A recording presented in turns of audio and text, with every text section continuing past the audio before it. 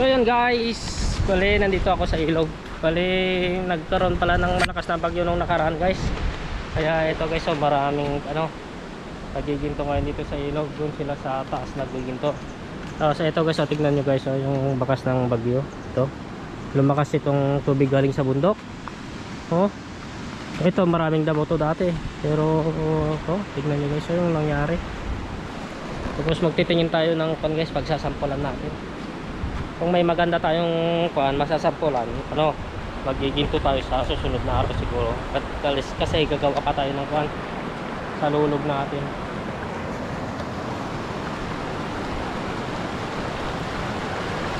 Tara dun sa guys, kabila.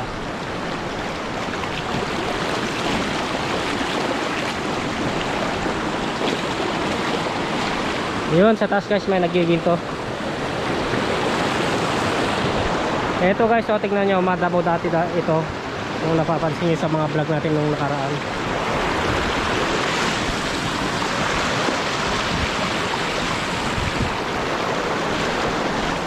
Tignan nyo guys, so bali 3 araw na rin yata yung nakalipas bago yung bagyo guys. So tignan nyo yung pinagkuhanan nila.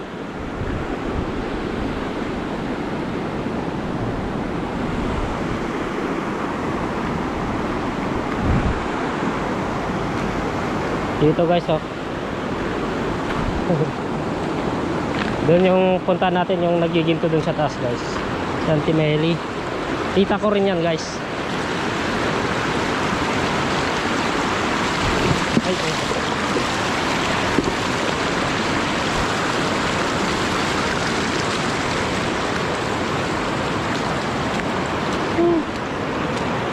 yun o.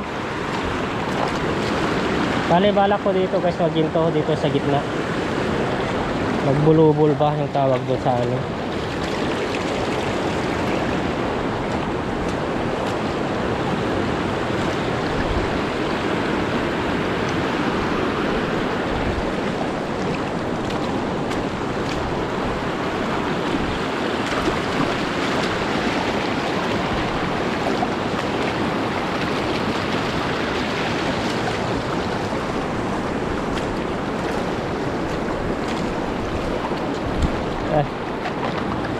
Doon ba tay? Doon ba mala?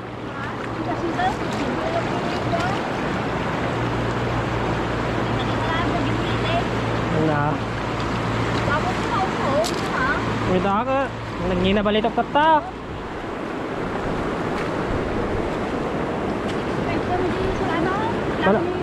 Mana tay? Nagina. Oy, nangingina di sulanong dito oy. Turong. Ay, sa dito ano naglakad ng malo. Malo da? Tapos hindi di galikot ka ako. Oh, di. Wala na adi nga. Hindi nakapigta-pigta o guys. Hindi nakapagangan na. Oh, sagot na? Oh, nante, bakas na.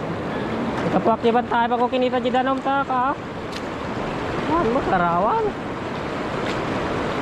Kaya ako tingnan ko sa bigay mo pa. Sa bigay. Untay.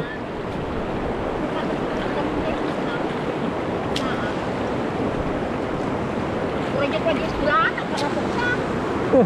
Baka sinidin mo na magdiwa. Untay.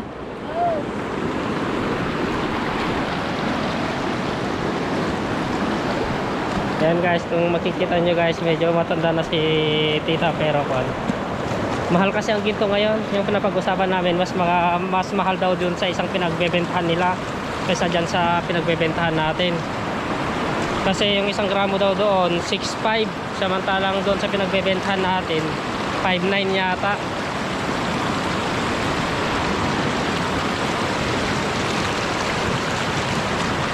Bali ibang pamamaraan naman yun guys. Bali direct siya sa lupa, hindi yung sa ay direct siya sa pan ay sa sluice box. Yung iba, yung tinatapon nila tapos dinidiligan nila.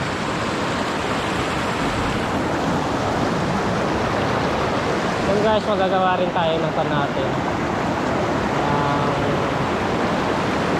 pa natin sluice box. Yung box ay yung pag ano, pagigintuan, pag sasalaan ng ginto.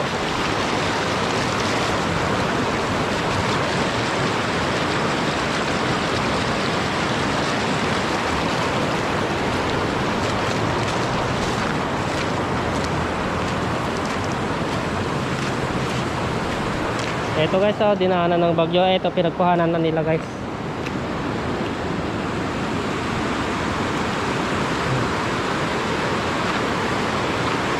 Kasi dito sa pinaggintuhan natin dati, ano, bali bato-bato na.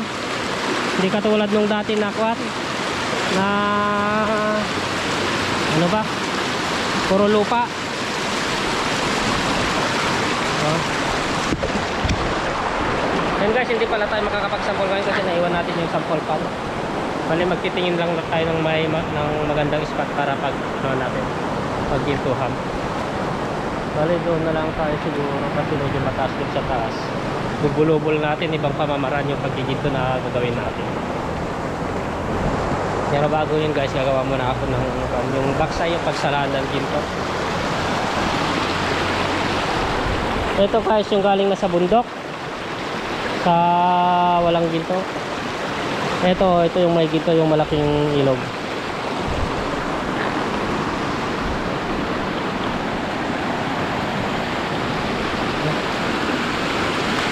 Ito guys, itong konkreto na to yung dating hanging bridge na na-wash out nung yoyong nung 2003. Balikan yan kataas din yun noon guys, yung hanging bridge na yan. Naabot ng tubig. Oh, biruin nyo guys, naabot ng tibog yung ganyang kataas. Kasi malakas na bagyo yung noon, yung tumira dito sa amin. Pero yan ngayon okay naman na hindi na naaabot. Dito rin guys, oh, may magandang sample din dito. Kung may water pump lang sana tayo, pwede natin kunin dito sa taas dito. Maganda, may laman din yan guys.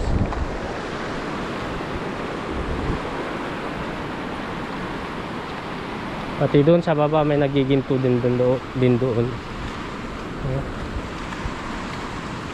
Yung tubig noon guys, yung bagyo na yon doon umabot doon sa gilid, yung sa wala nang damo.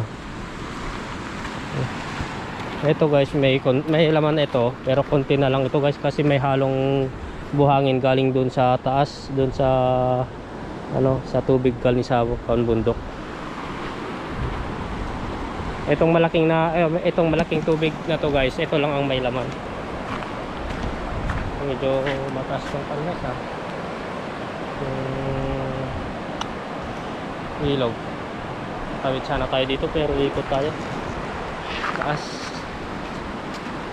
Dadaan tayo sa may hanging bridge. Kasi ito pa lang yung guys, maliit dati tong tubig na to.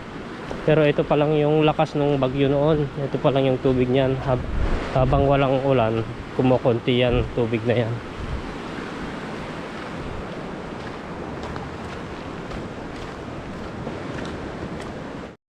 So yan guys, dito na ako sa may hanging bridge. Bali umakyat ako, may kutok dun sa baba.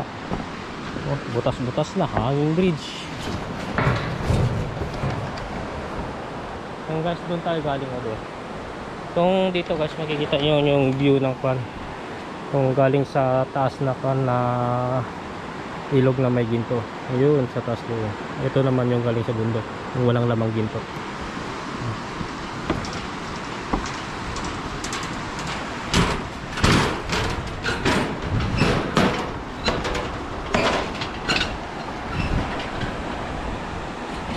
Nagano sila ng baboy guys.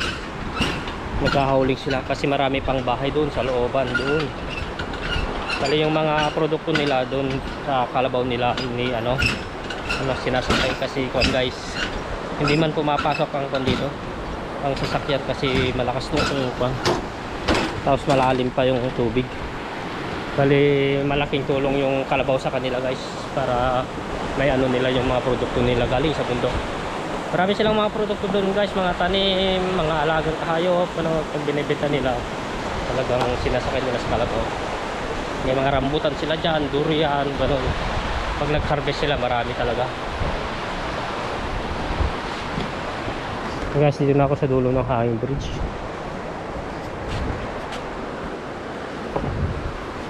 Hello po.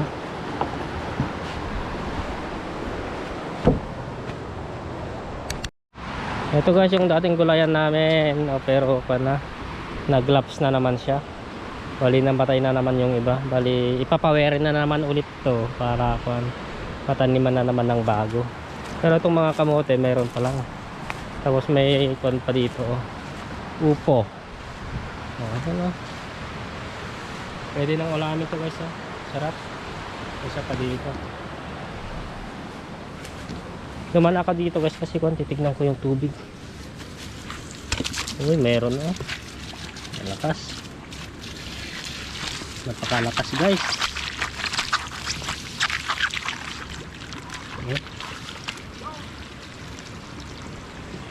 Doon na ako dadaan sa may bukid.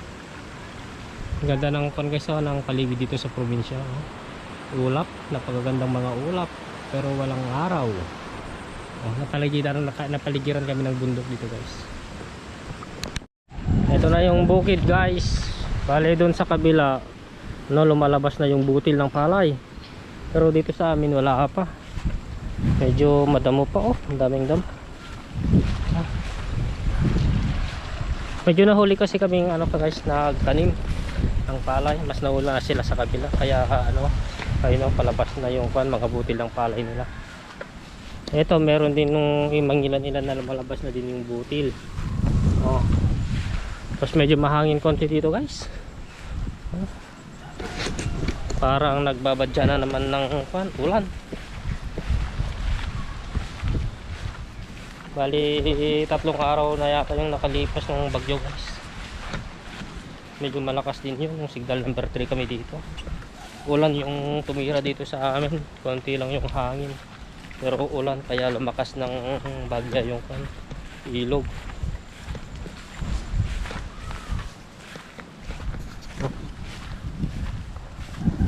So guys, hanggang dito na lang. Like and subscribe na lang guys. So guys, ingat, God bless, bye bye.